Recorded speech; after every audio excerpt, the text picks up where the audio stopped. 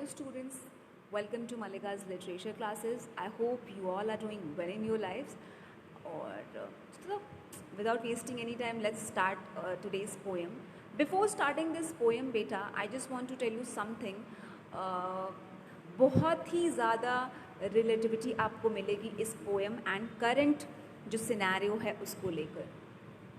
हम जब भी पोएम पढ़ते हैं जो कि बेसिकली विमेन एक्सप्लॉयटेशन पे होता है, विमेन किस तरीके से मेल डोमिनेंट सोसाइटी में प्रॉब्लम्स फेस कर रही हैं, सो चाहे हम 200 साल पहले लिखी हुई पोएम को पढ़ें या आने वाले समय में पोएम्स को पढ़ें, हम अपने कंटेम्प्रेरी वर्ल्ड में जो करंट वर्ल्ड है उससे बहुत ज़्यादा रिलेट कर पाते हैं. ये दर्शाता है, ये रिप्रेजेंट करता है कि चाहे एरा जो भी हो, चाहे कोई भी एरा क्यों ना हो, हर एरा में विमेन एक्सप्लॉयटेशन को फेस करते हैं, चाहे वो फिजिकल लेवल पे हो, इमोशनल लेवल पे हो या मेंटल लेवल पे हो. एक चीज़ क्लैरिफाई करना चाहूँगी, जब भी हम फेमिनिज्म के बारे में बात करते हैं, I don't know why most of the people think that कि हम विमेन के बारे में बात कर रहे हैं. बेटा शायद ये वर्ड ग्रामेटिकली गलत हो सकता है क्योंकि जो फेमिनिज्म है वो फीमेल से बना है, बट अगर आप उसके कोर को देखते हो, अगर आप उसको डिटेल स्टडी करते हो फेमिनिज्म मूवमेंट को, तो आपको पता चलता है कि इसका इनिशिएशन इसी बात पर हुआ था कि कोई भी जेंडर डजेंट मैटर कि वो मेल हो या फीमेल हो, वो ट्रांसजेंडर हो, जो भी हो, चाहे वो होमोसेक्सुअल्स हो, किसी भी तरह का जेंडर अगर किसी भी तरह का एक्सप्लॉयटेशन फेस कर रहा है, सो उसके हक के लिए आवाज़ उठाना, ये मूवमेंट शुरुआत हुई थी. उस टाइम पे जब शुरू हुआ था तो इसी से शुरू हुआ था कि हम एक पर्टिकुलर जेंडर को राइट दिलाने की कोशिश करेंगे, उनके बेसिक राइट्स दिलाने की कोशिश करेंगे, ना कि हम सिर्फ फीमेल जेंडर पे ही फोकस करेंगे. अगर हम टुडेज सिनेरियो देखें, अगर करंट सिचुएशन देखें, always remember literature always talks about majority. There is a difference between feminism और रेडिकल फेमिनिज्म.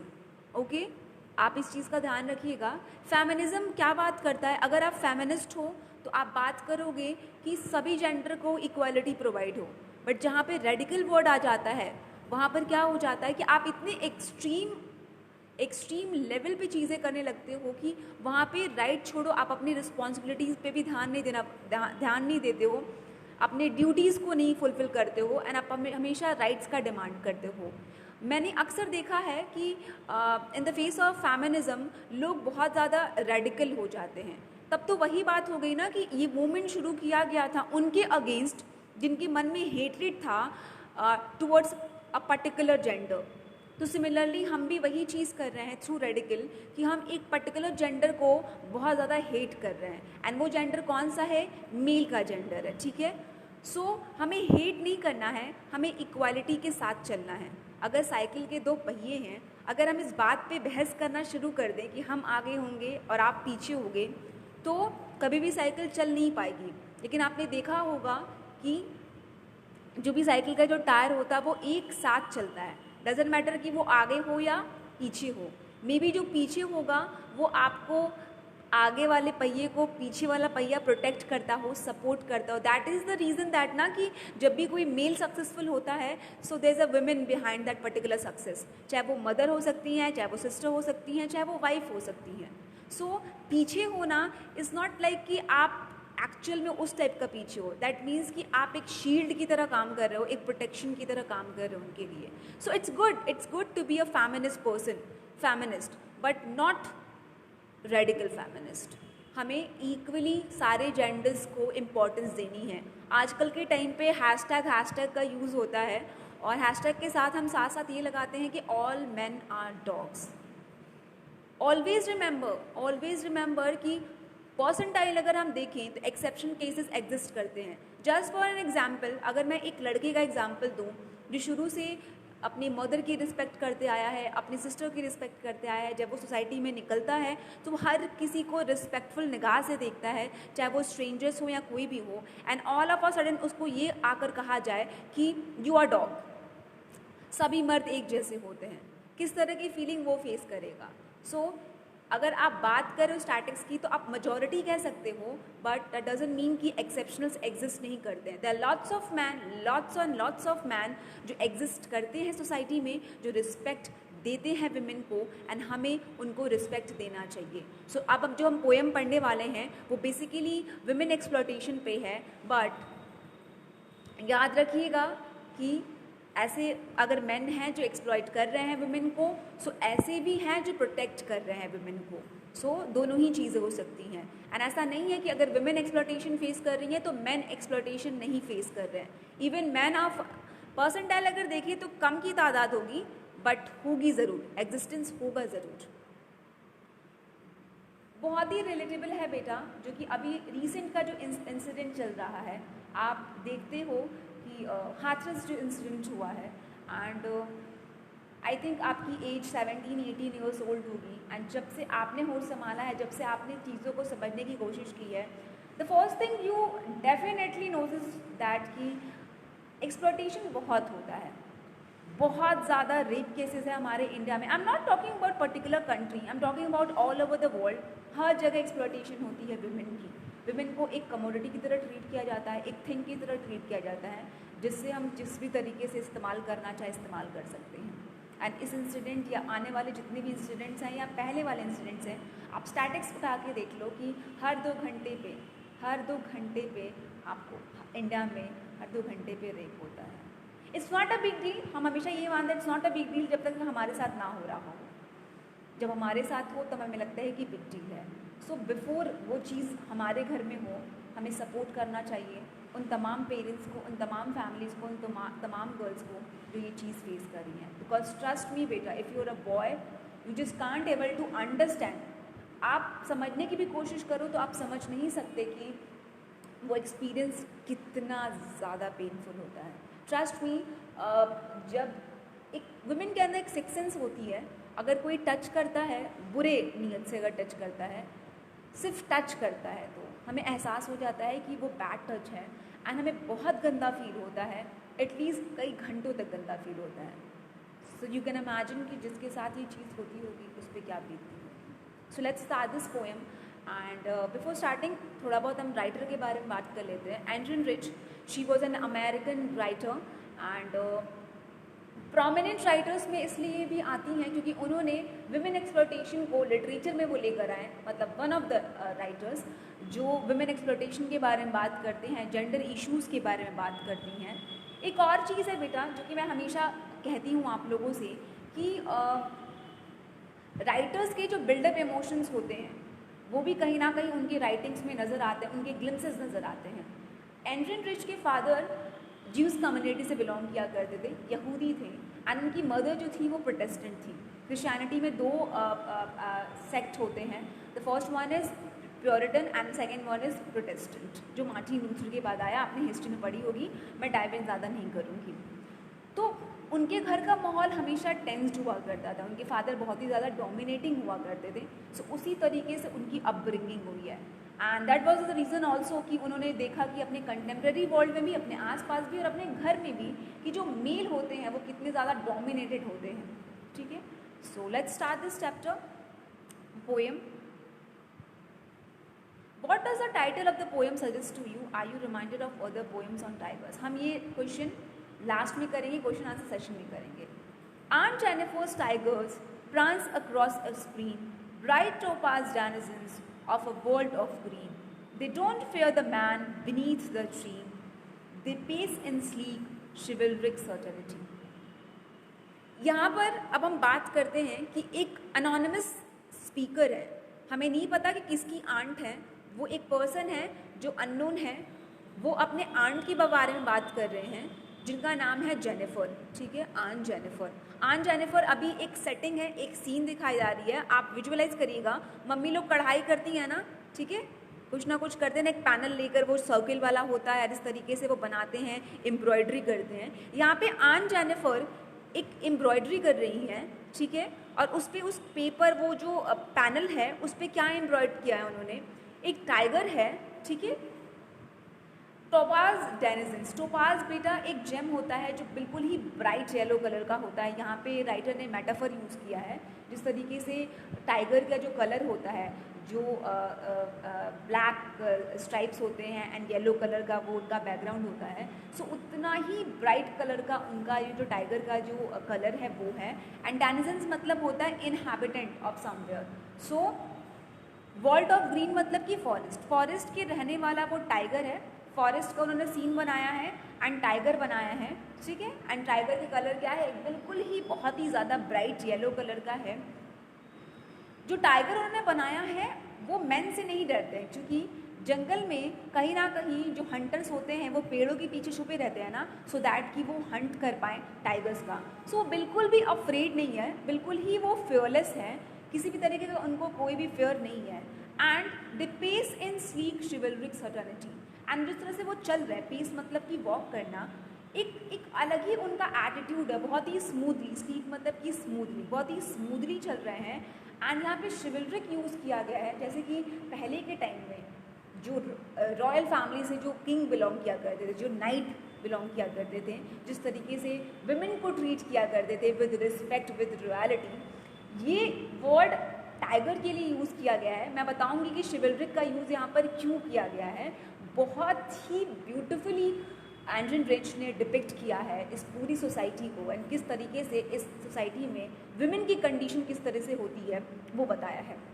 सो आप फिर से मैं रिपीट कर दे रही हूँ आप लोगों का ये लाइन कि आन जेनिफर्स एम्ब्रॉयडरी कर रही है एक पैनल पे, और उस पैनल पे उन्होंने क्या बनाया है, जंगल बनाया है, फॉरेस्ट बनाया है, और उस फॉरेस्ट में एक टाइगर है जो जो क्या कर रहा है, वो प्रांस, यहाँ पे प्रांस एक वर्ड यूज हुआ है, जंप करते हैं ना, जो टाइगर्स होते हैं जंप करते करते उछलते हैं, कूदते हैं, जिस तरीके से वो हैप्पी हैं, हैप्पी गो लकी वाला जो कंडीशन होता है जब हम खुश होते हैं तो। सो जो टाइगर वो हैप्पी है, फियरलेस है, फिरोशियस है, सब चीज़ें हैं उसके अंदर। एंड वो वर्ल्ड ऑफ ग्रीन फॉरेस्ट से बिलोंग करता है, एंड उसके अंदर एक रॉयल वाली फीलिंग भी है। And the most important thing is that कि जो हंटर्स हैं, टाइगर उनसे नहीं डर रहा है। ही न्यू वेरी वेल कि हंटिंग के लिए हंटर्स आ चुके हैं, पेड़ों के पीछे छुपे हुए हैं, but even after knowing this reality, tiger जो है वो अफ्रेड नहीं है, फियरलेस नहीं है, वो बिल्कुल ही इंजॉय कर रहा है अपने फ्रीडम को। अब मैं बताती हूँ इसकी जो डीपर मीनिंग है वो ये है बेटा कि हर किसी को अपनी लाइफ में एक स्केप चाहिए होता है।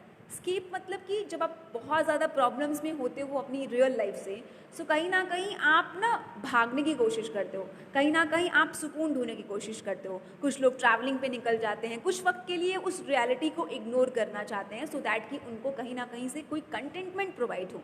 कुछ लोग म्यूज़िक सुनने लगते हैं, कुछ लोग मूवीज़ देखने लगते हैं, कुछ लोग किताबें पढ़ने लगते हैं कि जस्ट फॉर अ वाइल, कुछ समय के लिए उन्हें उस रियलिटी का सामना ना करना पड़े। यहाँ पे आन जेनिफर जो हैं वो अपने इनर डिज़ायर को उस पैनल पे एम्ब्रॉयडरी कर रही हैं, जहाँ पे एक टाइगर है जो बहुत ज़्यादा हैप्पी है, फियरलेस है, जानने के बावजूद भी उसकी हंटिंग कभी भी हो सकती है, वो डर नहीं रहा है, और एक रॉयलिटी वाली फीलिंग है। आन जेनिफर्स अपनी ऐसी ही लाइफ चाहती हैं।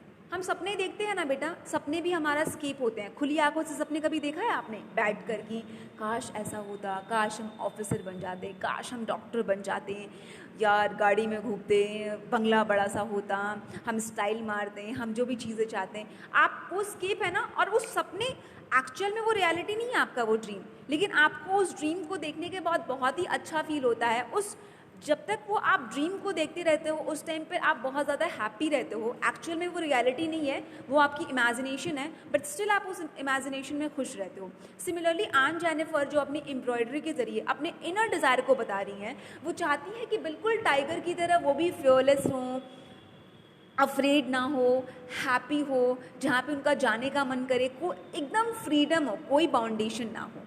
तो यहाँ पर आपको क्या पता चल रहा है कि आन जेनिफर जो हैं उनकी शादी हो चुकी है, एंड वो बहुत डरी हुई हैं, सहमी हुई हैं, हमेशा उन्हें डर लगता है, एंड स्पेशली उन्हें मेन से डर लगता है। यहाँ पे टाइगर को मेन से डर नहीं लग रहा है। This is the reason that उन्होंने वो पैनल पे वो पिक्चर बनाई है। वो वैसी ही लाइफ चाहती हैं जब वो डरना बंद कर दें अपने हस्बैंड से। उन्हें डर लगता है कि कभी भी उनके हस्बैंड आके उन्हें एक्सप्लॉइट कर सकते हैं, डजेंट मैटर कि वो फिजिकली हो, मेंटली हो और इमोशनली हो। शिवल्री का वर्ड यहाँ पर इसलिए यूज़ हुआ है बेटा कि यहाँ पे राइटर ने आर्मी का यूज़ किया है। Educated person, cultured person, well mannered person, they don't know how to treat women। जितने भी केसेस होते हैं, चाहे वो हम मैरिटल रेप की बात करें या प्री मैरिटल रेप की बात करें या एक्सप्लॉयटेशन की बात करें, हैरानी की बात ये होती है कि एजुकेटेड जो पर्सन्स होते हैं वो लोग एक्सप्लॉइट कर रहे हैं, वो लोग भी एक्सप्लॉइट कर रहे हैं। सो यहाँ पे आयरनी क्या यूज़ हुई है कि टाइगर जो है वो अनकल्चर्ड है, जंगल से बिलोंग करता है, एजुकेटेड नहीं है, उसके अंदर ज़्यादा शिवल्री है कंपैरिजन टू मेन जो कल्चर्ड है, जो एजुकेटेड है। मेन को पता है, मेन को नहीं पता कि कैसे वुमेन को ट्रीट करते हैं, बट टाइगर को पता है कि किस तरीके से वुमेन के रिस्पेक्ट करते हैं। सो यहाँ पे आप आयरनी देख रहे हो कि जो अनकल्चर्ड है वो ज़्यादा अच्छे से जानता है एंड जो कल्चर्ड है वो। एक और चीज़ आप अपने आंसर में नोट डाउन कर सकते हो कि टाइगर जो होता है सबसे ज़्यादा ब्रूटल, एक होता है ना कि ब्रूटल एनिमल माना जाता है, लेकिन यहाँ पर जो टाइगर से भी ज़्यादा ब्रूटैलिटी कौन शो कर रहा है? मेन शो कर रहे हैं, जो कि कल्चर्ड हैं, जो कि एजुकेटेड हैं। So this is the irony जहाँ पर पोएट ने यूज़ किया है। आई जस्ट होप कि पहला पैरा क्लियर होगा आप लोगों का, जो इनर डिज़ायर को शो कर रहा है, जैसा कि आन जेनिफर चाहती हैं बनना, बिल्कुल टाइगर की तरह, जैसे कि वो फियरलेस है, अफ्रेड नहीं है मेन से, हैप्पी है, फ्रीडम में है, कोई बाउंडेशन नहीं है। नेक्स्ट है Aunt Jennifer's finger fluttering through her wool find even the ivory needle hard to pull. The massive weight of Uncle's wedding band sits heavily upon Aunt Jennifer's hand. अब यहाँ पर आप एक और सीन इमेजिन करो, imagery का बहुत ज़्यादा यूज़ हुआ है। Aunt Jennifer जो एम्ब्रॉयडरी कर रही हैं वो उनकी निडल किसकी बनी हुई है? आइवरी की। आपको पता है ना, एलिफेंट के टस्क के जो भी चीज़ें बनी होती है उसको हम आइवरी कहते हैं, ठीक है ना। सो बहुत ही ज़्यादा लाइट वेटेड होता है वो जो निडल है, बहुत ही ज़्यादा लाइट वेटेड है, बिल्कुल ही उसका कोई वेट नहीं होता है। लेकिन यहाँ पर आप देख रहे हो कि आंट जेनिफर्स का जो हाथ है वो ट्रेम्बल कर रहा है, काँप रहा है, and it is quite difficult for her कि वो एक निडल भी पुल आउट नहीं कर पा रही है, बहुत मुश्किल हो रही है। साथ ही साथ उन्होंने ये भी कहा है कि जो अंकल का जो वेडिंग बैंड है, होता है ना, आप शादी में एक्सचेंज करते हो, इंगेजमेंट में एक्सचेंज करते हो, तो अंकल का जो वेडिंग बैंड है वो इतना ज़्यादा हैवी है कि वो कुछ काम नहीं कर पा रही हैं। अब यहाँ पर राइटर ने बेटा हाइपरबोल का यूज़ किया है। मैं आपको साथ साथ बता भी रही हूँ कि कौन कौन से पोलिट डिवाइसेस यूज़ हुए हैं। हाइपरबोलिक कब हम यूज़ करते हैं लैंग्वेज? जब हम बढ़ा चढ़ा के बोलते हैं। आपको ऐसा लगता है कि कोई भी रिंग इतनी ज़्यादा हैवी हो कि आप हाथ ना उठा पाओ? It just next to impossible ना। बट इसकी डीपर मीनिंग यहाँ पर क्या है? बहुत सारी है। सबसे पहले देखते हैं कि फ्लटरिंग, ट्रैम्बल कर रहा है, दैट मीन्स कि उसे डर लग रहा है। कि हम बात कर रहे हैं बेटा 1951 में ये पोएम पब्लिश हुई है, ठीक है, एंड उस टाइम पे फेमिनिज्म जो है वो इनिशिएशन हो चुका था उस मूवमेंट का, एंड लोग बात करना शुरू कर दिए थे about the rights of women, उनकी कंडीशन के बारे में लिटरेचर में बात करना शुरू हो गया था, किताबें लिखी जाने लगी थी। But at that time also divorce जो था वो अनएक्सेप्टेबल था। डजेंट मैटर कि मैरिज में आपको जितनी भी प्रॉब्लम हो, even till now, even in this modern world जहाँ पर अभी भी स्टिग्मा एंड टैबूज एग्जिस्ट करता है, जहाँ पे लड़कियों को विदा किया जाता है तो ये बोलकर विदा किया जाता है कि बेटा ससुराल में जाना तो तुम्हारी अर्थी ही वापस आनी चाहिए। डजेंट मैटर आप कितनी भी प्रॉब्लम क्यों ना फेस करो, ओनली ना लिमिटेड पेरेंट्स जो होते हैं वो सपोर्ट करते हैं जब लड़की आकर बोले कि I just want divorce from that particular person जिससे मेरी शादी हुई है। अदरवाइज जो पेरेंट्स होते हैं बर्दाश्त कर लो, कॉम्प्रोमाइज़ कर लो, मार रहा है, पीट रहा है, डजेंट मैटर, सोसाइटी क्या कहेगी, चार लोग क्या कहेंगे।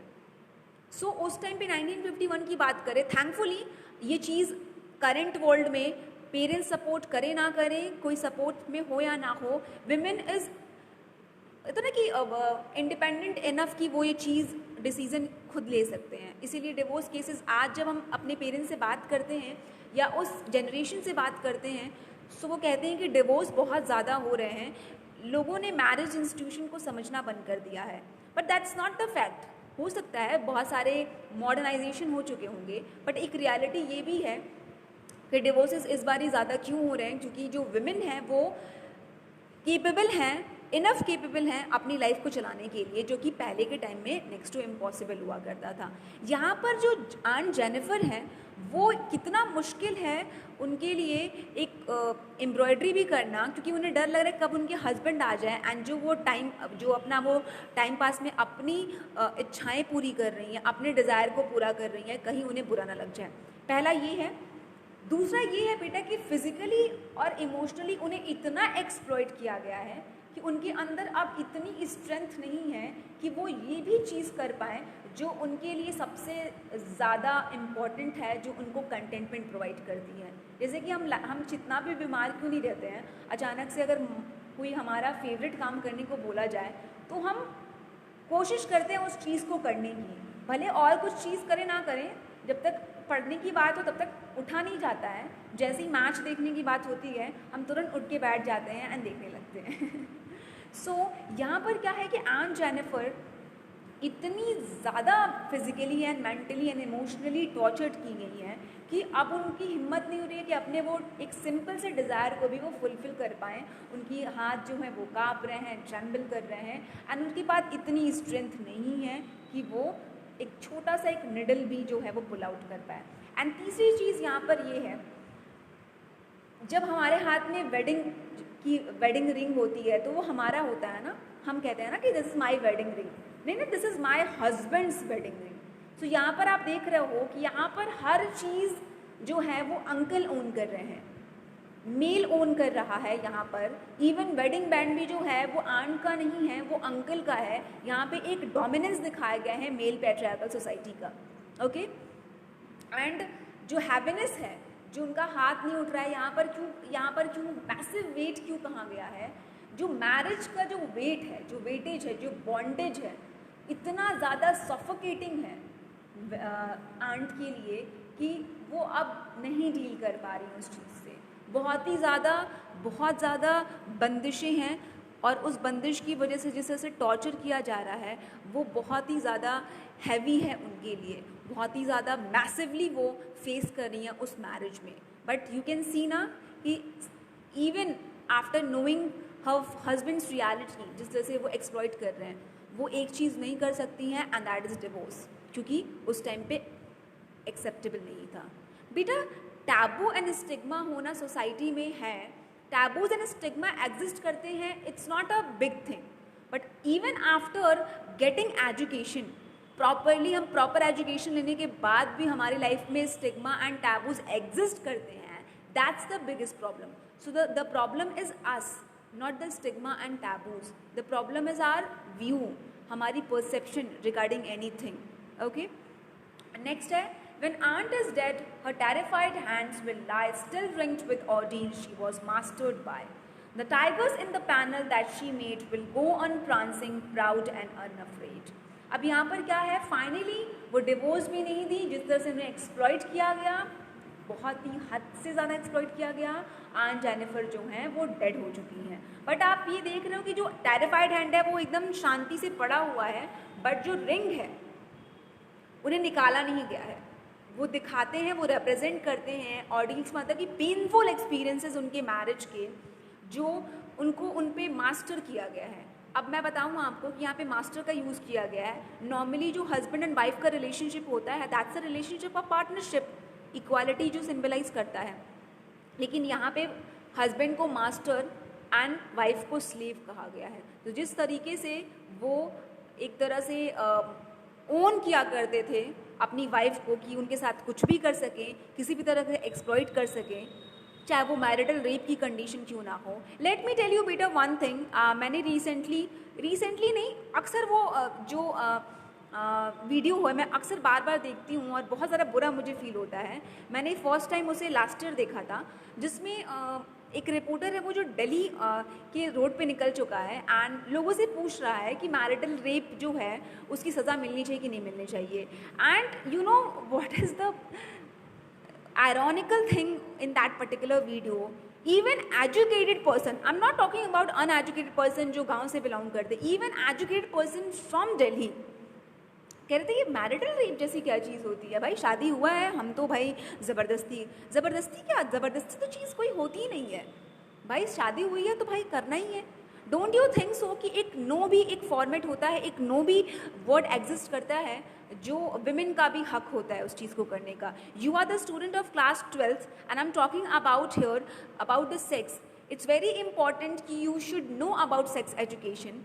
एंड वो कहते हैं ना कि बुराई गंदगी आपके मन में होती है, आप किसी भी चीज़ के बारे में खुलेआम बात कर सकते हो, अगर आपकी प्रॉपरली सोच अच्छी होगी तो आप किसी भी टॉपिक के बारे में बात कर सकते हो। How it is very important कि बच्चों को अभी से समझाना कि सेक्स क्या होता है, एंड इट्स वेरी इंपॉर्टेंट कि छोटे बच्चों को समझाना कि what is bad touch and good touch. But हम इस सोसाइटी में रहते हैं जहाँ पे पॉपुलेशन इंक्रीज़ हो जा रही है, लेकिन दरवाजे के बाहर जब हम निकलते हैं सो हम एक बहुत ही सती सावित्री लड़की या लड़के की तरह खड़े रहते हैं, चाहे हम बंद दरवाजे के पीछे कितने भी बुरे इंसान क्यों ना हो। सो टॉक अबाउट इट ना, जब हम बात करेंगे तभी वो प्रॉब्लम का सोल्यूशन निकल पाएगा। So talk about each and everything, talk about periods की कितना पेनफुल होता है विमेन के लिए, ताकि मेन भी उस चीज़ को समझ पाए। Talk about all the problems जो बॉयज़ फेस करते हैं, सो दैट कि उस चीज़ का हम सोल्यूशन निकाल पाएँ। टॉक अबाउट सेक्स की इस वजह से कितने ज़्यादा रेप केसेस हो रहे हैं इंडिया में, बहुत ज़्यादा केसेस हो रहे हैं, बहुत ज़्यादा एक्सट्रीम लेवल के। तो जस्ट टॉक अबाउट इट, जब हम बात करेंगे तभी हमारी सोच सही हो पाएगी उस चीज़ को लेकर। तो यहाँ पर हस्बैंड ओन कर रहा है, मास्टरशिप निभा रहा है, एंड अपनी वाइफ को एक स्लेव की तरह ट्रीट कर रहा है। The tiger in the panel she met will go on prancing proud and afraid. And Jennifer's तो चले गए हैं, लेकिन जो उनके पैनल पे जो टाइगर बना हुआ है वो पिक्चर में क्या शो कर रहा है, वो उसी तरह से एंजॉय कर रहा है, डांसिंग कर रहा है, प्राउड है एंड अनअफ्रेड है। ये क्या सिंबलाइज कर रहा है बेटा, कि there are lots of women in a society जो अभी भी एग्जिस्ट करती हैं, एंड जिनका जो इनर डिज़ायर है वो कभी भी ख़त्म नहीं होगा। ये जो डिज़ायर है वो till the end of life या till the end of this world चलेगा, क्योंकि डिज़ायर जो होते हैं उनकी एंडिंग कभी भी नहीं होती है। एन जेनिफर चले गए हैं, बट एन जेनिफर की तरह ऐसे बहुत सारे विमेन हैं जो एग्जिस्ट करते हैं सोसाइटी में, एंड जिनकी इनर डिज़ायर जो है वो है एक फ्री लाइफ, एक अनअफ्रेड लाइफ, जहाँ पे वो फियरलेसली रह सके, एंड जहाँ पे उन्हें एक रॉयल ट्रीटमेंट मिले, जैसे कि टाइगर को जिस तरह से टाइगर ट्रीट करता है विमेन को बहुत ही ज़्यादा ब्यूटीफुली, बहुत ही ज़्यादा रॉयली, उसी तरीके से मैन, एक कल्चर्ड मैन को, एक एजुकेटेड मैन को ये पता होना चाहिए कि विमेन को कैसे ट्रीट किया जाता है। And this is the end of the poem. Trust me, it's quite difficult for me to teach you this poem. It is quite difficult and it will be quite difficult in future also, because ये जो poem है इसका अगर मैं 3 घंटे का भी video बनाऊंगी या 4 घंटे का भी वीडियो बनाऊंगी, ट्रस्ट मी वो इनफ नहीं होगा, क्योंकि ये ऐसा टॉपिक है जिसके बारे में आप घंटों बात कर सकते हो, एंड आई रियली वांट कि आप इन सब चीज़ों के बारे में जानो। बट आपका 12th है एंड आई नो कि आपको एक लिमिटेड एक वीडियो चाहिए जिससे आप बस एक क्लियर कर सको कि हाँ इस पोएम में क्या है। बट ट्रस्ट मी बेटा, in future when you will get time, please read this poem again. आप फेमिनिज्म के बारे में पढ़ो, आप रेडिकल फेमिनिज्म के बारे में पढ़ो, एंड उस फेमिनिज्म को पढ़ते पढ़ते आपको एक बात रियलाइज़ होगी, I am talking to boys, उस आपको बात एक चीज़ रियलाइज़ होगी कि अगर आप सही हो और आप इक्वालिटी बिलीव करते हो तो आप प्राउडली कह सकते हो कि आई एम अ फेमिनिस्ट। सिर्फ गर्ल ही फेमिनिस्ट नहीं हो सकते, सिर्फ विमेन ही फेमिनिस्ट नहीं हो सकते हैं, मेन भी फेमिनिस्ट हो सकते हैं, बॉय भी फेमिनिस्ट हो सकते हैं, because they believe in equality, in justice. चाहे वो ट्रांसजेंडर कम्युनिटी से बिलोंग करते हो, चाहे मेल कम्युनिटी से बिलोंग करते हो, फीमेल कम्युनिटी से बिलोंग करते हो, या होमोसेक्सुअल कम्युनिटी से बिलोंग करते हो, doesn't matter.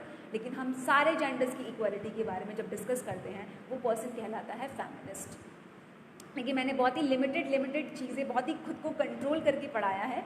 So if you really want कि अगर इस चैप्टर को हम और ज़्यादा डिस्कस करें और ज़्यादा, सो 12th कंप्लीट होने दीजिए। एंड कमेंट में, मैं कमेंट सेक्शन डेफिनेटली मैं एक अलग सी वीडियो बनाऊंगी radical and feminism and radical feminism पे, एंड हम डिस्कस करेंगे, या इन फ्यूचर कभी ऐसा हुआ, कभी मौका मिला तो I will come on live and हम डिस्कस करेंगे इस टॉपिक के बारे में। आप क्वेश्चंस पुट करिएगा एंड मैं आंसर्स आपको दूंगी। और कौन से जो पोएट्री डिवाइसेस जो मिस हो चुके हैं, let's discuss about the poetry devices of this poem. सबसे पहले राइम स्कीम। स्क्रीन जो है वो ए है, okay, A, screen green A, tree B, certainty B, A B B, wool उल A, band hand B B. पूरी poem जो है ए बी बी। अगर आपसे पूछा जाएगा कि what is the rhyme scheme of Aunt Jennifer tiger, so the Aunt Jennifer tiger rhyme scheme is A B B simply. And आपने एक चीज़ मतलब पर्टिकुलरली जिस तरीके से मतलब इतने ब्यूटिफुली उन्होंने पोएम लिखी है, इतनी ब्यूटिफुली बहुत कम ऐसे राइटर्स होते हैं जो विमेन के ऑर्डील को, उनके पेनफुल एक्सपीरियंस को डिपिक्ट कर पाते हैं with the help of a animal. यहाँ पे एनिमल का कंपैरिजन किया गया है दो चीज़ों से। सबसे पहले इनर डिज़ायर जो कि विमेन की है, एंड तो दूसरी चीज़ है जो कंट्रास्ट दिखाया गया है वो मेन से दिखाया गया है कि मेन के अंदर ज़्यादा ब्रुटैलिटी है कंपैरिजन टू एनिमल्स। ओके, और कौन कौन से हैं? सबसे पहले एलिट्रेशन देख लेते हैं। एलिट्रेशन के कुछ एग्जांपल्स आपको मिल जाएंगे बेटा, अभी मैंने देखा था। फिंगरिंग, फिंगर्स फ्लचरिंग, फॉर आया है, एंड यहाँ पर आप लोगों का और प्रांसिंग प्राउड, ठीक है, पॉ, ठीक है। आप लोग चेक कर सकते हो कि एलिट्रेशन की वैसे तो एग्जांपल मुझे नहीं दिख रहा है। अगर कॉन्सोनेंट्स के एग्जांपल आपको दिख रहे हैं या एजोनेंट्स के एग्जांपल दिख रहे हैं, खुद सर्च करिए एंड खुद करने की कोशिश करिए। ओके, जो मेन इम्पॉर्टेंट है वो बता देती हूँ। यहाँ पर एक और चीज़ है जो टाइगर को पर्सोनिफाई किया गया है, ठीक है, एक मैन की तरह देखा गया है जो बहुत ही ज़्यादा सिविलाइज्ड है, बहुत ज़्यादा कल्चर्ड है। और हाइपरबोल का यूज़ किया गया है, कहाँ पे यूज़ किया गया है? वेडिंग बैंड को लेकर यूज़ किया गया हाइपरबोल। एंड रिंग को भी सिंबलाइज किया गया है क्योंकि जो रिंग है वो बैठी हुई है, सिट्स। सो यहाँ पे रिंग को पर्सोनिफाई किया गया क्योंकि विमेन एट्रीब्यूट दिया गया है, इमोशंस दिए गए, फीलिंग दी गई है। तो यहाँ पे जो रिंग है वो भी सिंबलाइज कर रहा है। वो क्या कर रहा है? एक मास्टर की तरह है जो आपको रूल कर रहा है आप पे, ठीक है। यहाँ पे पर्सोनिफाई किया गया है, हाइपरबोल हो गया। और आयरनी आपको मिल जाएगी यहाँ पे शिवलरिक पे कि एनिमल के लिए हम यूज़ कर रहे हैं शिवलरी का, जो कि वुमेन को रॉयल ट्रीटमेंट देने का नाम होता है शिवलरी, जिसके अंदर होती है बट मैन के अंदर नहीं होती है। तो यहाँ पर आयरनी का यूज़ किया है पोइट ने। आई थिंक प्रोमिनेंट जो पोएट्री डिवाइसेस है मैंने आपसे डिस्कस कर लिया है। अगर आपको अदर पोएट्री डिवाइसेस दिखते हैं so please comment me in my comment section. और एक और चीज़, सिंबल्स का बहुत यूज़ किया गया है। अगर हम आन जेनिफर की बात करें तो आन जेनिफर पूरे होल विमेन कम्युनिटी को सिंबलाइज करती हैं जो कि मैरिज के पेनफुल एक्सपीरियंस को फेस कर रहे हैं। अगर अंकल की हम बात करें तो वो सिंबलाइज करते हैं मेल डोमिनेंट पैट्रियार्कल सोसाइटी को, ओके। एंड अगर टाइगर की बात करें तो inner desire of every women inner desire, जैसे वो fearless, unafraid and free life चाहती हैं, इसीलिए उन्होंने पैनल पे वो डेकोरेट किया है, एम्ब्रॉयडरी की है। और तो मुझे कुछ नज़र नहीं आ रहा है वैसे। Beneath the tree, chivalric. एक और चीज़ है बेटा कि सबसे इम्पोर्टेंट कि जेनिफर नहीं लिखा गया है, जेनिफर्स टाइगर।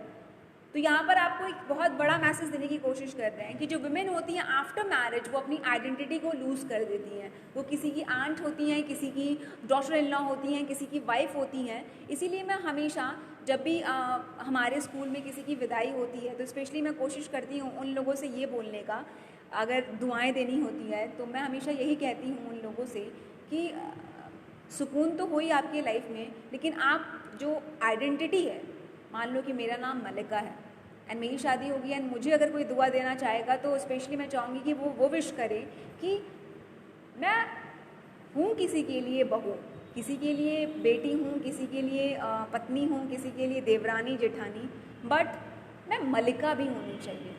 अपनी आइडेंटिटी मुझे लूज़ नहीं करनी चाहिए। बट आप यहाँ पे देख रहे हो कि आन जेनिफर, दैट मीन्स कि जेनिफर ने अपनी आइडेंटिटी जो है वो लूज़ कर दी है।